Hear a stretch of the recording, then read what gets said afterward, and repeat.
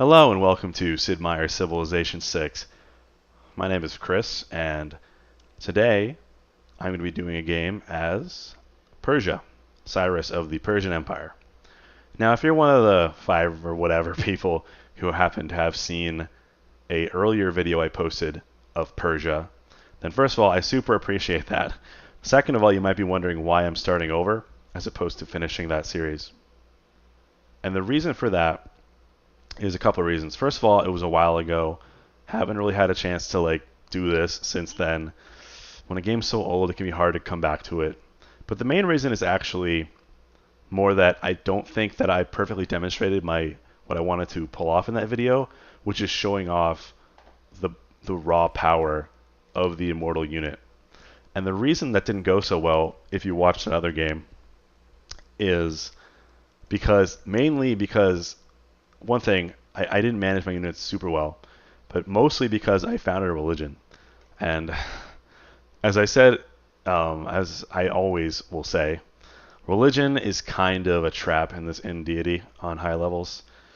Unless you're like a religion-based civ, I would never recommend getting one. It's very situational. You have to have a reason to get it, and everything has to go well, which means you're not going to fight any early wars. You have plenty of room to expand, so it's not too bad. You get the astrology boost. You have you're feeling pretty confident, and it fits into your long-term game plan. The only times you would force it is if you're playing as like Spain or another civ that really needs a religion to use their bonuses. So Persia, here's the thing. I think if I recall, one of the reasons I was like, okay, I should go for a religion when I was playing Persia before is the Paradisa. Forgive that pronunciation. I'm just going to call it a paradise, as I have done in the past. So it gets a adjacency bonus for holy sites, one culture. And one culture is pretty good adjacency bonus. So it sort of to me, it struck me as a reason to go for religion as this civ.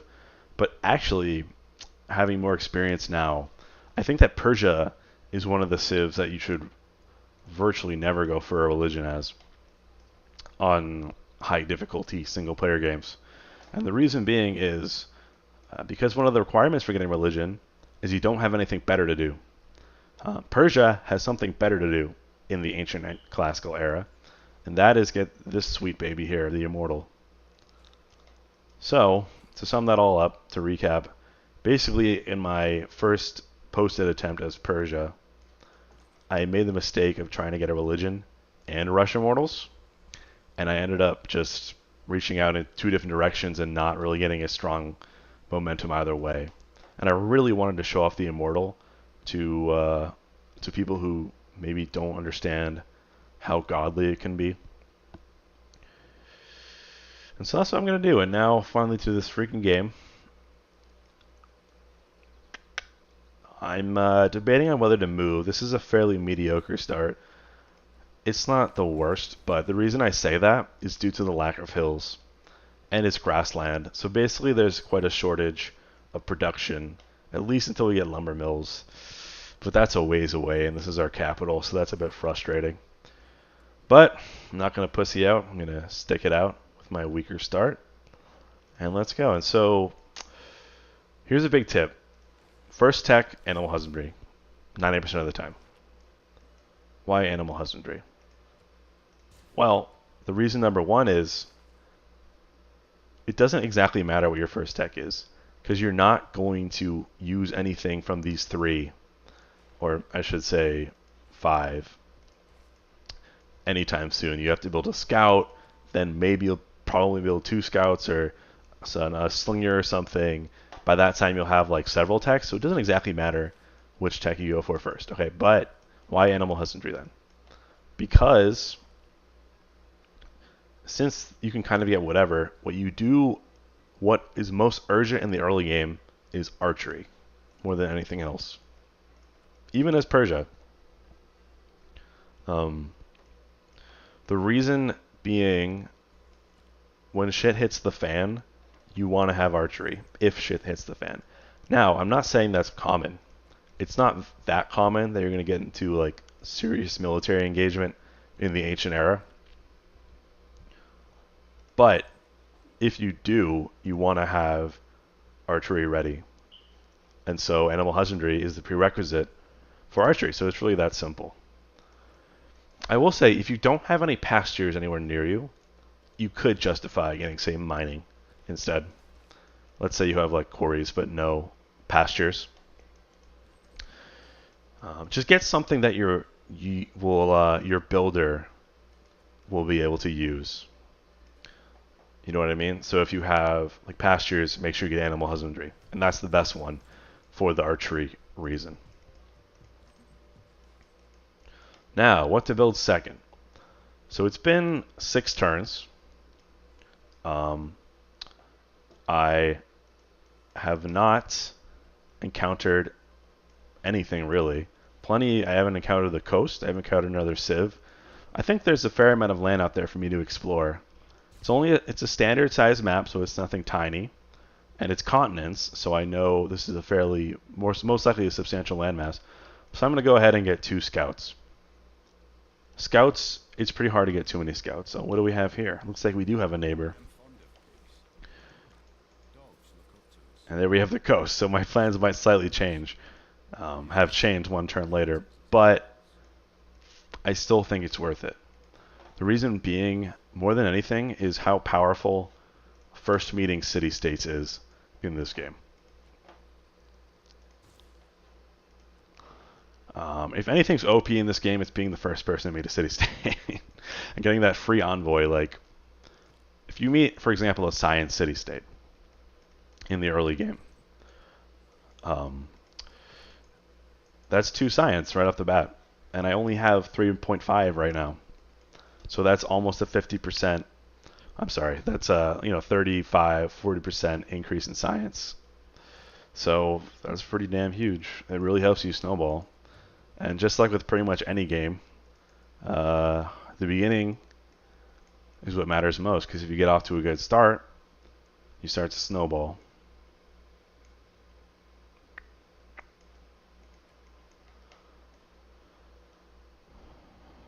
So you're gonna want 1 or 2 scouts,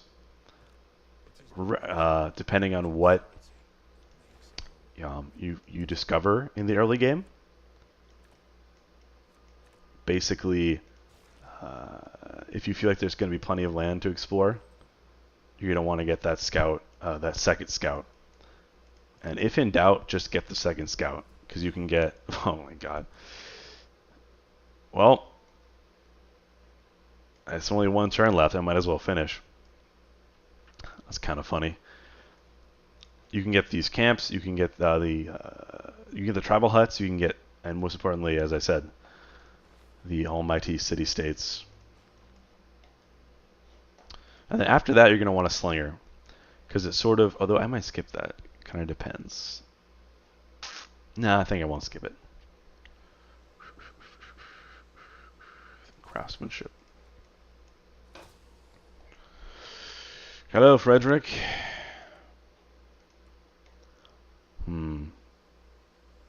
So one important tip right there.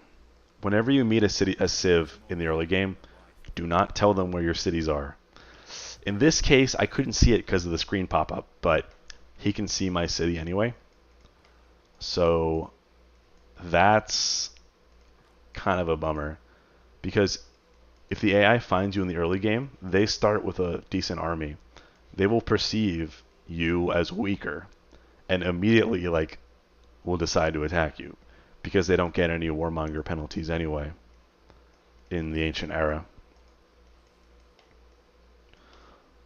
The only downside for not telling them where your city is I believe it affects this first impressions score here, but that fades fairly. But by the time you're gonna really want to be making friends with people, it'll fade. That said, I mean, Barbarossa's agenda is Kind of confusing, but oftentimes you can satisfy it. So maybe I shouldn't have made the decision. But I didn't know that he could see my city. I thought he might have been here. But I will repeat myself and say, generally speaking, the most important, it's the right call to not tell them where your city is. Because they won't attack you if they don't know where your city is. 100%. Alright, let's go. So basically, the general early game build order, get that fast builder out.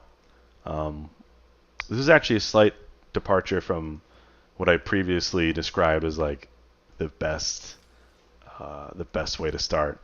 I would say settler first. I'm going to say, switch it up and say builder instead.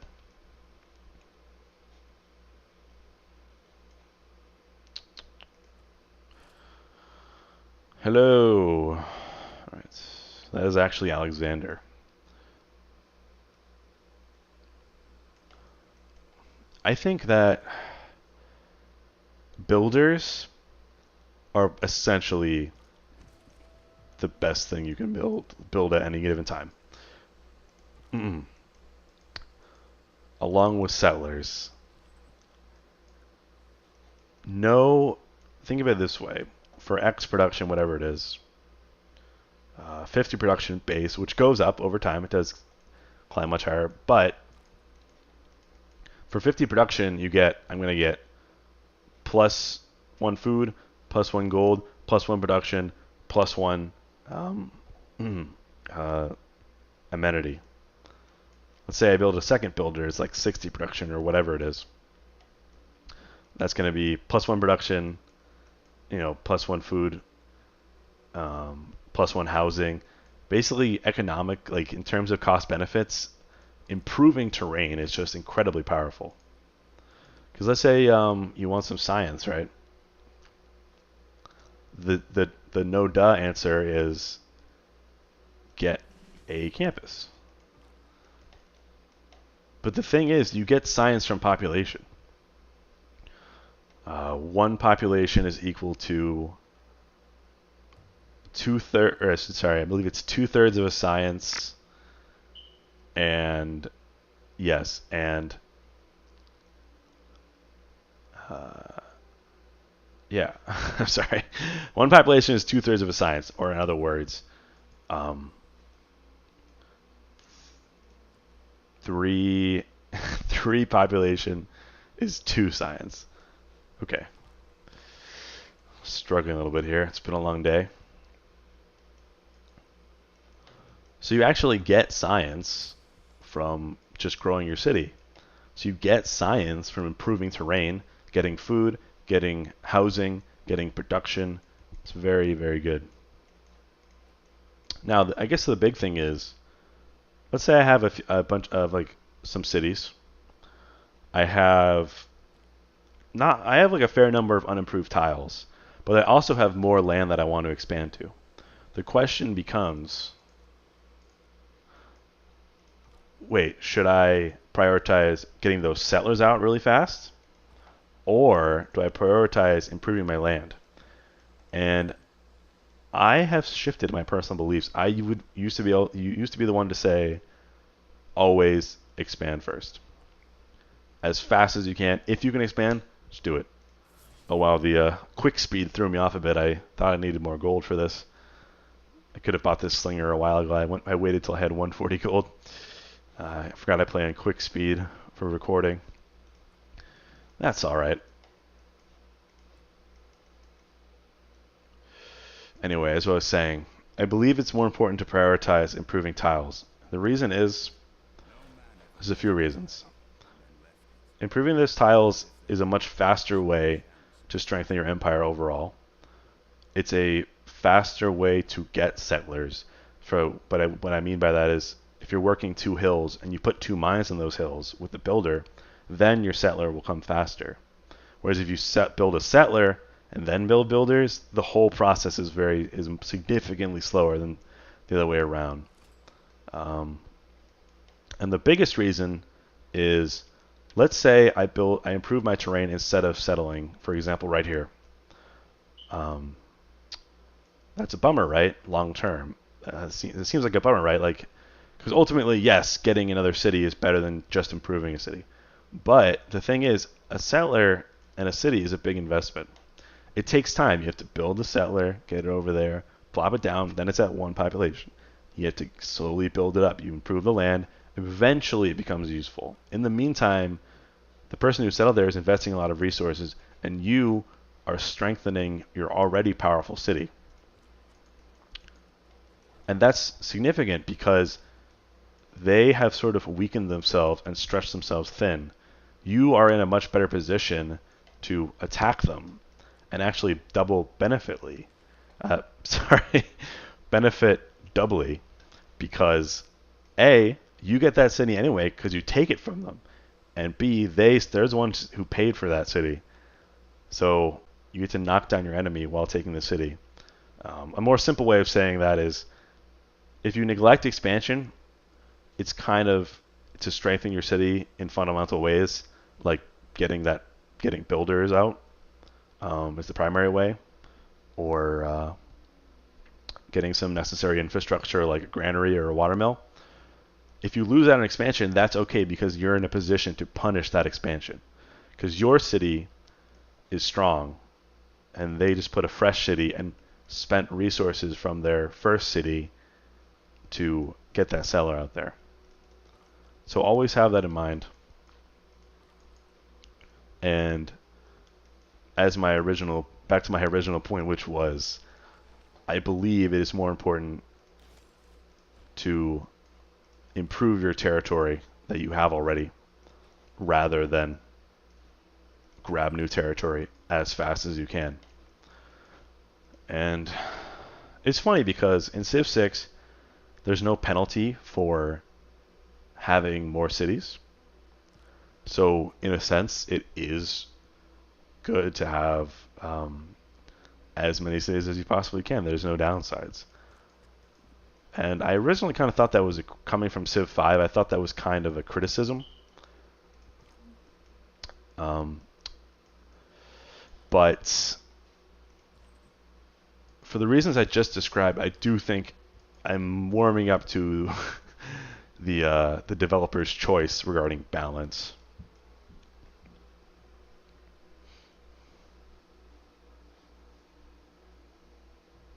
Because it is a big investment to go for a settler. Not as much as in Civ 5. But maybe the biggest thing is that cities, in terms of their combat strength, are much weaker. And so it's much easier to punish an aggressive expansion. Back in Civ 5, and I know that was like a year ago, although I think that game is still, at this point, more popular than 6, due to 6 not being fully refined with expansions and such. But anyway, back in Civ 6, cities were so powerful that like the city bombard strength, and they were very difficult to kill. And so if you plop down an aggressive expansion, it was much harder to punish that. Civ 6, you put down this naked city, you could just stomp all over it with a couple units. Kind of like back in Civ 4, if any of you are familiar with that, those good old days. I didn't play much of that game because I was kind of young when it came out, I guess. Relatively, I wasn't that into like that intensive strategy games. I was like into Call of Duty. But I do remember from Civ 5 the fact that you had to defend a city or it would just instantly die. It's not quite that level in Civ 6, but it's much closer than in 5. Alright, so I got my first builder out, and good tip for your first builder is always get +1 housing, which means get either two of farms, plantations, or pastures, as opposed to mines. Oh, I see, my city was... Oh, no. Oh, I was wondering why I got that Pantheon so quickly, and I remember now I found this city-state.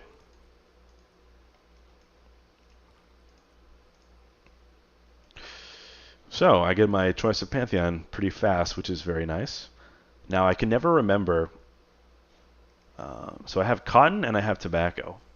And you guys are probably like me in that you can never remember which resources are in which side here. And this is interesting. So tobacco and is here.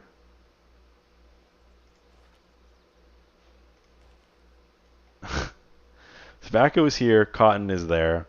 So that's rather sad. I think my best option is actually, oh, I see. I have so many bananas here, though. Whoa, there's actually an incredible number of bananas on this map. Let's see. And citrus, I see. So citrus, cotton, and bananas are actually in tremendous supply if I end up settling towards this way, which is what I think I will do. So the other option I was thinking is pastures, but that which is fairly powerful. But I only have two right here. So I think the way I'm going to go with is oral tradition. Bananas and cotton. All right. I find that I've played many games of Civ 6, and I find that the Pantheon choices are usually pretty underwhelming. Like, if I get lucky and I get all these bananas, it could be quite powerful. And God of the Sea is often very powerful. But most of the time, like, okay, my pasture is the best option, but I only have 2 or 3 in my whole empire. And so it's like kind of pretty pathetic. And I say that because in Civ 5, they could be quite powerful. Like you would have a lot of a certain resource, and you would exploit that using your Pantheon. But it is what it is. Religion in general is fairly weak. So, what's our game plan here? I think we're going to go ahead and grab this. And I don't remember getting this boost. Did I get that from a hut? I must have. I don't think I've killed 3 barbarians. No way.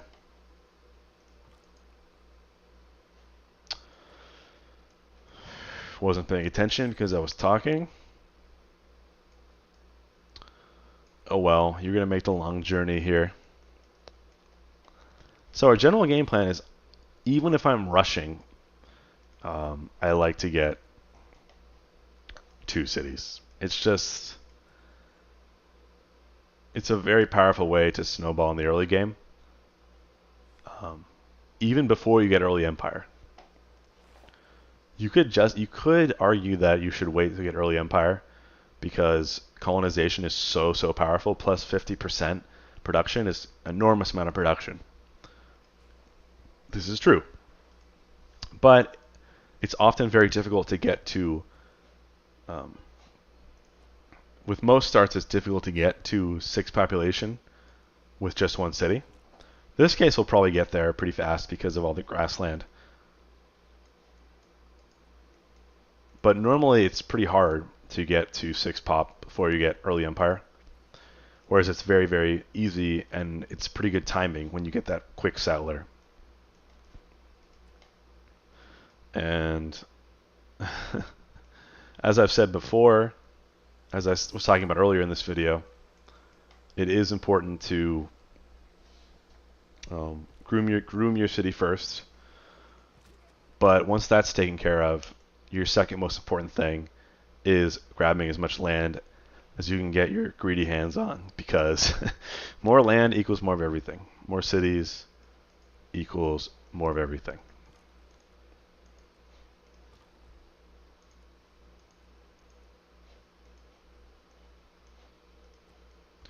Essentially, I think we are going to get 1. Wait a minute. Persia has... No. Persia does not have a unique barracks. I was thinking of Macedon. Alright. So I think that's okay. I could have justified getting more builders, honestly. I think I will actually. I think I need two more builders. So this guy likes us. Or I'm sorry, Frederick. Basically, we're satisfying both his agendas. This one seems to be freaking random. Iron Crown. Yeah, you don't associate with city-states. So, but I have some envoys, but I guess because I don't have any suzerain statuses, it doesn't count as me associating. It's kind of fickle. But anyway, that pop-up revealed, which I'm sorry if I closed it too fast. Now it's just a habit. It said that he was happy I wasn't building wonders. And so that means his second hidden agenda is wonder obsessed, I believe is the term, the actual title. Oh, interesting, and they're at war. So what that means is I'm not planning on building any wonders anytime soon. So it means he's going to like us, for sure, going forward. There's the green. So I would actually like to not attack him and maintain this friendship as long as I can. Because that means that one of my neighbors for sure will not assault me while I'm doing whatever I want to do. And later on, friendships do pay off in the form of trading partners, research agreements. You don't need that many, to be perfectly honest. You don't need to be like friends with the world. But hold on one second. I'm trying to think about where I want this settler. Perhaps on this hill here. I think that's about right. It's only 4 tiles away. That's okay because it's 90% of the time it's good to cluster your cities in Civ 6 because generally speaking cities don't grow quite as large as in Civ 5, and so you're not, as long as, especially inland like this, like all these tiles are available to work. It's going to take a really long time before I run out of space. And the other thing is district adjacency is a big deal.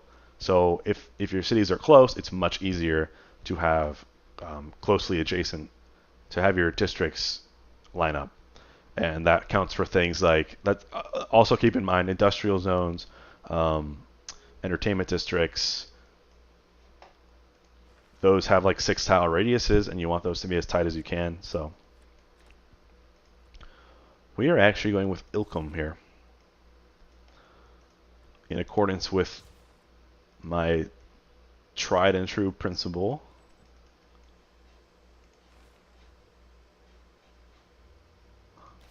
of grooming the land as quickly as possible. If you didn't catch on, grooming is the word that I use for just building, improving the tiles.